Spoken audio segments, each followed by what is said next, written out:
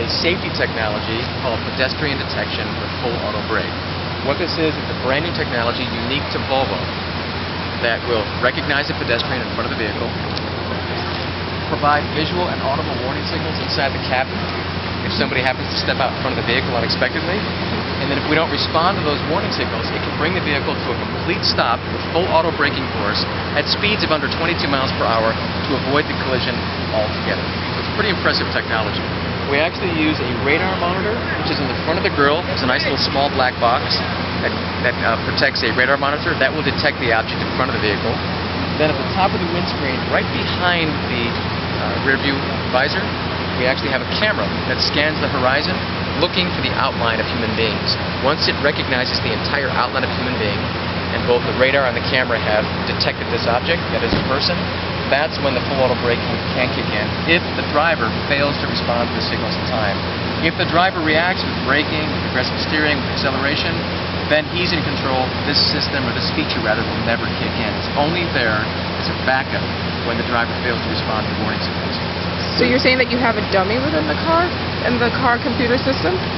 We have a computer system that actually has over 10,000 stored images of human images, as well as video footage, that show the computer what a human responds like, what a human looks like, and so forth. So that way, this technology will gauge what's out in front. Once it recognizes that it's a human being, it looks for behavioral patterns and so forth. And everything's fine up until you get to a point where the distance and speed of approaching this object becomes dangerous. If we as a driver don't respond, then the vehicle will provide full braking force less than a split second before calculated impact, bringing the car to a complete stop.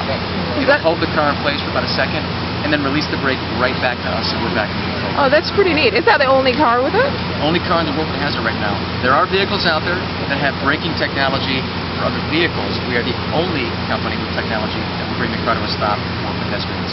How does this work, like in rural areas, like where people live, where sometimes there's deer or stuff like that, and people will have the same kind of... Good question. This technology is strictly for pedestrians. Okay. It's very complex technology, which accounts for the reason why we have so many pictures in there, to make sure the camera is stopping for an appropriate reason. In the future, who's to say where this technology may go, but right now it's strictly pedestrians. You need to be at least 32 inches tall for the camera to recognize you as a human. Also, the camera sees in black and white, so it doesn't work at night, because it needs to see the entire outline and profile of the human being. If it can't do that, you still have the capability of a radar signature which can stop for vehicles, but you don't have the capability of recognizing a human in those situations.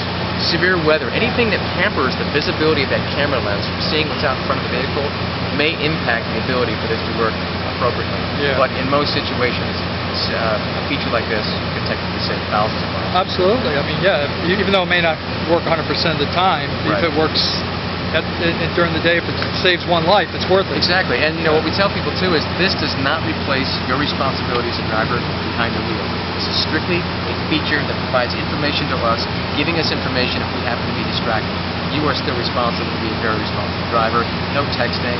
Stay off the phone if you can, even if it's legal in your state. We prefer you don't multitask. Focus on the road ahead of you. That's really what it's all about. But do you have Bluetooth technology within the car also? I'm sorry? Do you have Bluetooth?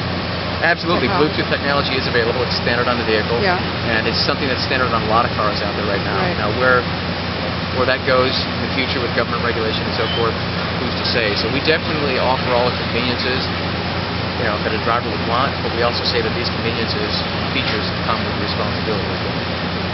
That's pretty good. So then you guys should come up with something that will eliminate this texting thing.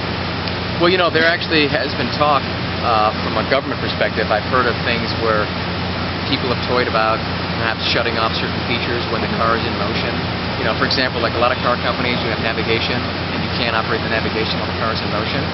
Well, some companies, like ourselves, offer the ability to work with navigation, but it's all voice control. So we're keeping your hands free and looking down at the center console. Now it can be all by voice control. Again, we're just trying to alleviate your distraction from looking away from the road. So who's to say other technologies may also take that same path? But right now, we're pretty much at the forefront of safety technology. In fact, I'm sure most of the people out there know that Volvo designed the three-point seatbelt. And rather than holding onto that patent, they released it to all the other car companies because safety was the primary concern. Yes. Oh, that's pretty good. So what is it exactly we're going to do here today? Well, you can do two things today.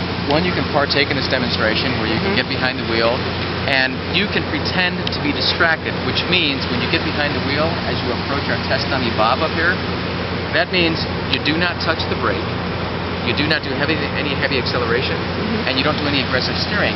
All three of those are signs that you as a driver are in control. If you are in control, this feature will never kick in, and it's important for people to know that. It's not going to fight you for control. It's only there when you fail to show any signs of control. So when you're in control, you're in charge. If you fail to respond, no braking, no heavy acceleration, no aggressive steering, that's when this feature can engage if you fail to respond to warning signals at the button. So you can try that today, and hopefully you will follow those rules and you will avoid damaging our friend Bob out there.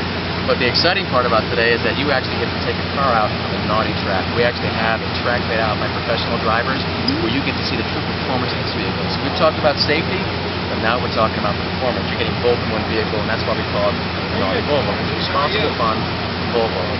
Get out there, do a 0 to 60 or 60 to 0, do a skid pad, do a slalom. Really get a feel for the performance handling of this vehicle, and you'll start to understand why we call it the naughty Volvo. Why is it that you? What's behind the name Naughty Volvo? Well, Naughty was all about the fact that yes, we are a safe car company. Everybody knows Volvo is a safe car company. But people have looked at the past and said, "Well, safe is boring." Well, we're going to prove them wrong. We're going to show you that safe can be exciting because now you can have really exciting driving performance behind this vehicle.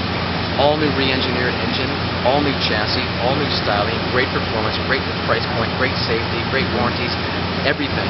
And we're hoping that people come out here today and realize that and get the word out. Oh, that's amazing. Well, are we ready? We're on.